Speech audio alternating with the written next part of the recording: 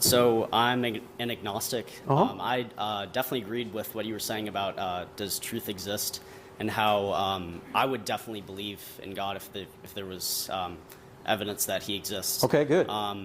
So so that leads me to the question, though. I know you said at the end of that section of when you were talking about does truth exist, that Christianity may or may not exist. So then, why do people believe in it exactly? And ask that again, because I didn't quite get that. I was saying if truth. Say it again. So if there's no truth right now, like we're unsure, that's my point of view, at least. I think we're all unsure. Then are you sure about that?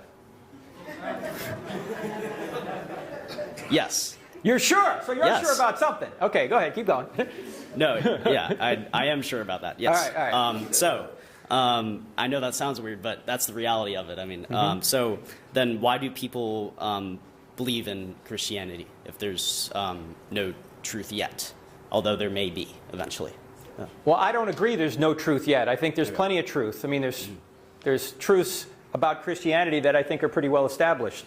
That's what this whole argument's about. First of all, truth exists. I think there's very good evidence that God exists. I think miracles are possible because the greatest miracle has already occurred.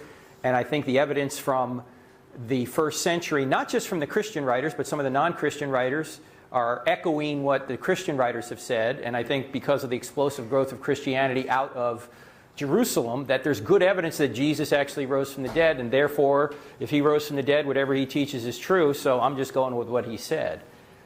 So I think there's good evidence for that. And you may not think it's persuasive. That's fine. Mm-hmm. Everyone's at their own spiritual journey, or at some point in their spiritual journey. I was like you at one point. Maybe you'll get to my point, or maybe you won't. Maybe you'll go in another direction. That's individual. You've got to make up your own mind.